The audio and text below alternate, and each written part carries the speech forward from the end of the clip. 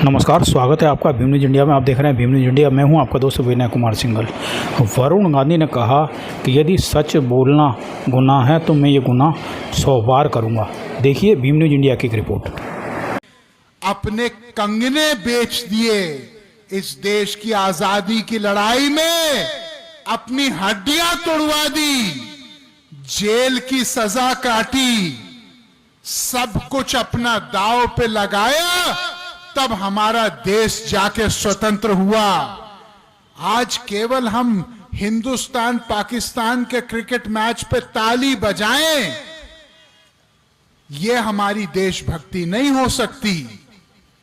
देशभक्ति हमारी तब होगी जब हम अपना सब कुछ दांव पे लगाने के लिए तैयार हों इस देश के लिए। आज मैं आपसे पूछना चाहता हूं,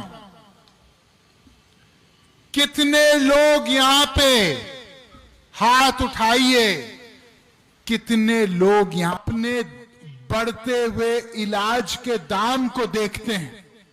आप अपने बच्चों की बढ़ती हुई स्कूल फीस को देखते हैं, आप दूध के, दही के, सब्जियों के, फलों के बढ़ते हुए कीमत को देखते हैं, तो क्या आपको नहीं लगता आपके इस बेटे वरुण गांधी को इनके खिलाफ आवाज उठानी चाहिए कि नहीं उठानी चाहिए?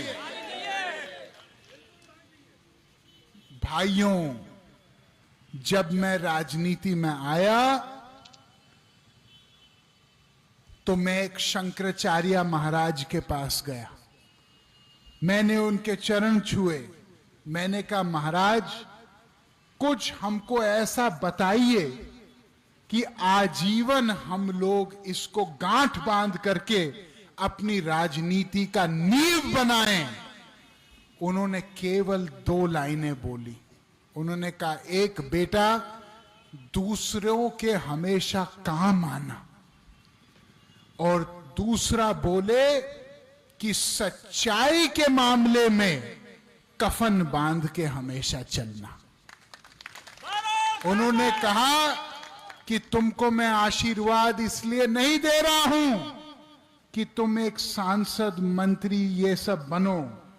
तुमको मैं आशीर्वाद इसलिए दे रहा हूं कि इस देश में जहां भी अन्याय और जब भी अन्याय होगा, तुम उसके खिलाफ एक क्रांतिकारी बन के बोलोगे। एक निजी विधेयक सदन के पटल पे डाला है जिसको कहते हैं भरोसा भारतीय रोजगार संहिता, जो सरकार से ये मांग कर रहा है सार्वजनिक रूप से कि आज 1 करोड़ से ज्यादा सरकारी नौकरियां खाली पड़ी हैं।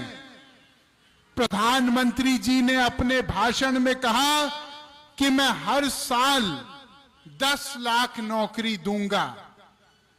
मैं प्रधानमंत्री जी को धन्यवाद देते हुए यह कहना चाहता हूं कि आदरणीय, 10 लाख नए नौकरी पैदा करने तो बाद का विषय है। पहले जो 1 करोड़ सरकार में खाली पद पड़े हैं उनकी भरपाई तो कीजिए, ताकि आने वाले समय में जो 5 लाख, 2 लाख, 50,000 धीरे धीरे धीरे बेरोजगारी खत्म हो। इससे अच्छा कि सरकार बड़ा ऐतिहासिक फैसला लेके बेरोजगारी एक क्षण में उसको परास्त करे। हमारे देश में कब तक असली मुद्दों पे हम शांत रहेंगे? कब तक हम केवल वोट राम और रहीम पे देंगे? कब तक हम केवल वोट जातिवाद पे देंगे? क्या हम लोग देश में ये नहीं समझते कि आग जो एक तरफ से शुरू होती है वो फैलते फैलते हमारे मकान तक भी पहुंचेगी? क्या ये हम नहीं समझ रहे? आज जो लोग केवल धर्म के और जाति के नाम पे वोट ले रहे हैं, उनसे हम ये प्रश्न तो पूछें कि रोजगार, शिक्षा, चिकित्सा। हमारे देश की राजनीति हमारे देश को जोड़ने की राजनीति होनी चाहिए, ना कि गृह युद्ध पैदा करने की राजनीति। हमको राजनीति नहीं करनी है जो लोगों को दबाए, हमको राजनीति करनी है जो लोगों को उठाए। ताकत वो नहीं होती जो लोगों को दबाने के लिए इस्तेमाल की जाती है, ताकत वो होती है जो लोगों को उठाने के लिए इस्तेमाल होती है। आज हमारे देश में कितनी भीषण समस्याएं, किसान की समस्याएं देख लीजिए। किसान इस समय कितने बड़े संकट में है। कोई टीवी चैनल दिखाने को तैयार नहीं, कोई अखबार लिखने को तैयार नहीं। केवल क्या लिख रहे हैं? हिंदू मुस्लिम, जाति पाति, तोते के तरह। भाई को बांटो, भाई को काटो। ये राजनीति हम होने नहीं देंगे। हम लोग वो राजनीति का बीज डालेंगे आपके सीने में, जिस राजनीति से आपका और आपके बच्चों को फायदा मिले। किसी दूसरे को नीचे के दिखाने से आज तक कोई आदमी बड़ा नहीं हुआ। जिनको और नोटबंदी के बाद लोन उठाने पड़े, कितने किसानों को लोन उठाने पड़े। मैं आपको एक बात बताता हूं देश में, क्या आप जानते हैं कि हिंदुस्तान में अगर 100 रुपए लोन लिए जाते हैं बैंकों से, तो उसमें 90% पैसा केवल उद्योगपतियों को जाता है। 99% लोगों को मात्र 9-9.5% लोन मिलते हैं, और वो तब मिलते हैं जब वो उस लोन के अधिकारियों के सामने एक लक्ष्मी दर्शन पेश करते हैं, नहीं तो वो प्रक्रिया इतनी मुश्किल कर देते हैं। यहां कितने लोग जो कुछ छोटा मोटा धंधा करना चाह रहे थे, वो टूट गए, उनके घर पे कुड़की लग गई, क्योंकि वो अपने लोन समय पे नहीं दे पाए, क्योंकि वो आर्थिक रूप से कमजोर हो चुके थे। मैं पूछना चाहता हूं, जो उद्योगपतियों ने 5-5, 4-4 लाख करोड़ के लोन लिए हैं और जो देश छोड़ के भाग गए हैं, उनको गर्दन से पकड़ के कब हम लोग खींचेंगे? उस पे क्या कोई बोलेगा कि नहीं बोलेगा? क्या मैं सही कह रहा हूं कि मैं गलत कह रहा हूं? ये पैसे जो बैंक में हैं सरकारी, ये आपके बच्चों और हमारे बच्चों के पैसे हैं, ये किसी के पिताजी के पैसे नहीं हैं। अगर आप लोग नहीं बोलेंगे तो कौन बोलेगा? कौन बोलेगा इस बात को कि आज भी बिना रिश्वत के कोई अधिकारी काम करने के लिए तैयार नहीं?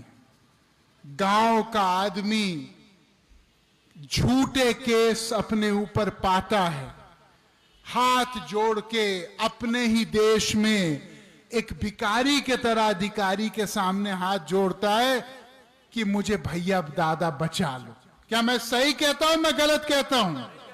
और वो अधिकारी का एक दलाल होता है, वो उसको कहता है भैया शाम को आ जाना, तुम्हारी संपूर्ण रक्षा होगी। क्यों?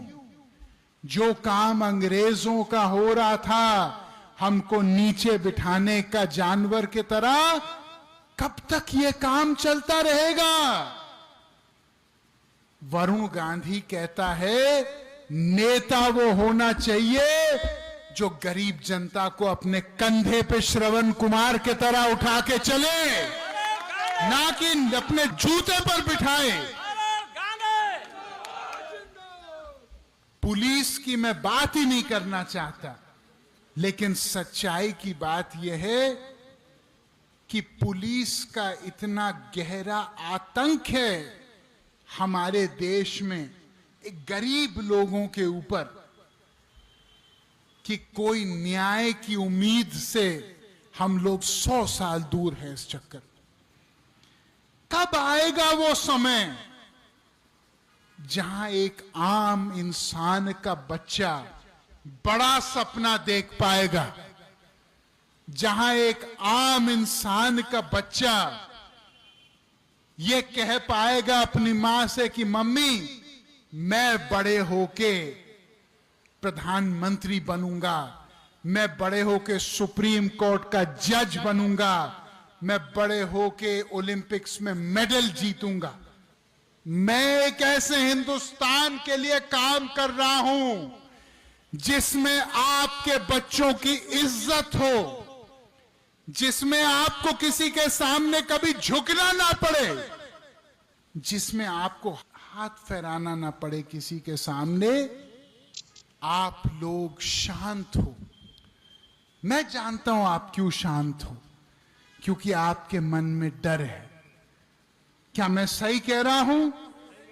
आपके मन में भय है कि ज्यादा बोलेंगे कल हमारे ऊपर केस हो जाएंगे, हम ज्यादा बोलेंगे तो सप्लाई इंस्पेक्टर हमारी दुकान पे आ जाएंगे, हम ज्यादा बोलेंगे तो हमको अधिकारी बुला लेंगे अपने यहां कि भैया बहुत बड़ा नेतागर्दी कर रहे हो। भाइयों, अगर तुम्हारे ऊपर केस लदेगा मैं वो केस मिटा के अपने ऊपर ले लूंगा, चिंता मत करो। हम जैसे लोग फांसी खाने के लिए पैदा हुए, फांसी खाने के लिए, गोलगप्पा खाने के लिए नहीं, फांसी खाने के लिए पैदा हुए हैं। हम लोग के लिए मुश्किल रास्ता ठीक है अगर उस रास्ते से आपका रास्ता आसान हो, लेकिन अपनी आवाज उठाओ। अगर वरुण गांधी के खिलाफ आवाज उठाना है, आपका स्वागत है, उठाओ, लेकिन आवाज को अपने मेरे भाई शांत मत होने दो। अगर मौन हो जाओगे तो ये भारत का लोकतंत्र मौन हो जाएगा। आप देख रहे थे Bhim news India. Bhim news India की खबरें यदि आपको पसंद है तो प्लीज़ हमारे चैनल को यूट्यूब पर सब्सक्राइब कीजिए, लाइक कीजिए, शेयर कीजिए, कमेंट्स कीजिए। आने वाले नोटिफिकेशन के लिए बेल आइकन का बटन दबाना ना भूलें। भीम न्यूज़ इंडिया को आप फेसबुक और ट्विटर पे भी फॉलो कर सकते हैं। बने रहिए हमारे साथ, देखते रहिए भीम न्यूज़ इंडिया। आपका बहुत बहुत धन्यवाद।